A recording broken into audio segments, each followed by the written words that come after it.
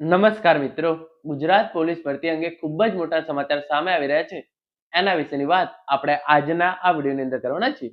Gujarat police ભરતીની શારીરિક કસોટી જે છે એ 21 જાન્યુઆરીથી શરૂ થવા જઈ રહી છે. તો એના માટેના જે કોલ લેટર છે એ 9 જાન્યુઆરીથી શરૂ થશે અને પહેલા કોનું ગ્રાઉન્ડ આવશે એના વિશેની સંપૂર્ણ ચર્ચા વિગતવાર આપણે આજના આ વિડીયોની અંદર કરવાના છીએ. તો હવે શરૂ કરીએ આજનો આ વિડીયો. તો તમે જોઈ શકો છો ગુજરાત પોલીસ ભરતી 2024 શારીરિક કસોટીના કોલ લેટર જાહેર. 21 જાન્યુઆરીથી પીએસઆઈ અને એલઆરડી ભરતીની શારીરિક કસોટી જે છે એ શરૂ થશે. 9 જાન્યુઆરીથી તમે જે છે એ કોલ લેટર ડાઉનલોડ કરી શકાશે. 13,591 ખાલી જગ્યાઓ માટે જે છે એ આ ભરતી થવા જઈ રહી છે. અને આની અંદર તમામ ઉમેદવારોના મનમાં એક જ સૌથી મોટો પ્રશ્ન છે કે પહેલા શારીરિક કસોટી કોની લેવામાં આવશે, એલઆરડી ના ઉમેદવારોની કે પીએસઆઈ ના ઉમેદવારોની. તો એના વિશેની ચર્ચા આપણે આજના આ વિડીયોની અંદર કરવાના છીએ. તો સૌપ્રથમ તમે અહીંયા જોઈ શકો છો ગુજરાત પોલીસ ભરતીમાં પોલીસમાં જોડાવા માંગતા ઉમેદવારો માટે જે છે એ મોટા સમાચાર આવી ચૂક્યા છે. પીએસઆઈ અને એલઆરડી ની જે 13,591 જગ્યાઓ છે એના માટે શારીરિક કસોટીની તારીખો જે છે એ ગુજરાત પોલીસ ભરતી બોર્ડ દ્વારા જાહેર કરી દેવામાં આવી છે.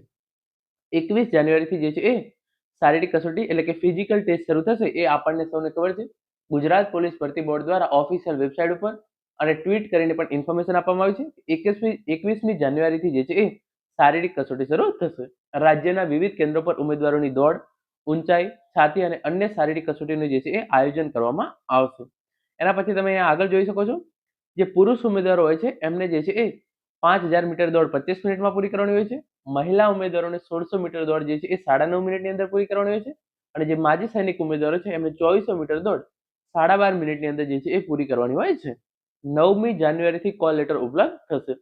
તો જે પણ ઉમેદવારો પીએસઆઈ અને એલઆરડી ભરતીની તૈયારી કરતા હોય એમના માટેના કોલ લેટર જે છે એ ઓજસની વેબસાઇટ ઉપર 9મી જાન્યુઆરીથી તમે જે છે એ ડાઉનલોડ કરી શકશો.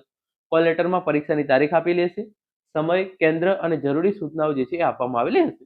તો ઓજસની વેબસાઇટ પર 9મી જાન્યુઆરી બપોરે 2 વાગ્યા પછી તમે તમારા કોલ લેટર જે છે એ ડાઉનલોડ કરી શકશો. કોલ લેટર કેવી રીતે ડાઉનલોડ કરી શકશો એનો વિડીયો પણ તમને જે છે એ ચેનલમાં બનાવી અને જે છે એ આપવામાં આવશે. એના પછી તમે અહીંયા આગળ જોઈ શકો છો પીએસઆઈ ની જે છે એ કુલ 858 જગ્યાઓ માટે આ ભરતી થઈ રહી છે. પોલીસ કોન્સ્ટેબલની આપણે વાત કરીએ તો પોલીસ કોન્સ્ટેબલની કુલ 12,733 જગ્યાઓ માટે જે છે એ આ ભરતી થઈ રહી છે. હવે તમારા મનમાં જે પ્રશ્ન હશે એ હશે કે સૌ પહેલા જે છે એ કોની શારીરિક કસોટી આવશે. તો એને જોઈએ એના પહેલા તમે અહીંયા જોઈ શકો છો પોલીસ ભરતી બોર્ડ દ્વારા જે છે એ તમામ ઉમેદવારોને અપીલ કરવામાં આવી છે. ગુજરાત પોલીસ ભરતી બોર્ડે ઉમેદવારોને અપીલ કરી છે કે કોલ લેટરમાં આપવામાં આવેલી તમામ સૂચનાઓનું પાલન કરે અને સમયસર પરીક્ષા કેન્દ્ર પર હાજર રહે. શારીરિક કસોટી દરમિયાન કોઈ પણ પ્રકારની ગેરરીતિ સહન કરવામાં આવશે નહીં. પીએસઆઈ અને એલઆરડી ભરતીની શારીરિક કસોટી સાથે ગુજરાત પોલીસ ભરતી પ્રક્રિયા જે છે એ વેગ પકડે છે. તો તમામ ઉમેદવારોને પોલીસ ભરતી બોર્ડ દ્વારા જે છે એ અપીલ કરવામાં આવી છે કે તમને જે સમય કોલ લેટરની અંદર આપેલો હોય એ સમયે તમારે જે છે એ ગ્રાઉન્ડ ઉપર હાજર થઈ જવું અને શારીરિક કસોટી દરમિયાન કોઈ પણ પ્રકારની ગેરરીતિ જે છે એ ચલાવવામાં આવશે નહીં. તો હવે આપણે જોઈએ કે પહેલા કોની શારીરિક કસોટી આવશે. તો થોડા દિવસોથી આ જે છે એ વાયરલ ટ્વીટ જે છે એ ખૂબ જ ટ્વીટ વાયરલ થઈ રહ્યું છે કે એલઆરડી અને પીએસઆઈ ભરતીમાં પ્રથમ તબક્કામાં એલઆરડીમાં ફોર્મ ભરેલા ઉમેદવારોની જે છે એ ફિઝિકલ માટે બોલાવવામાં આવશે. બીજા તબક્કામાં એલઆરડી અને પીએસઆઈ અને ત્રીજા તબક્કામાં પીએસઆઈ ના ઉમેદવારોને જે છે એ બોલાવવામાં આવશે.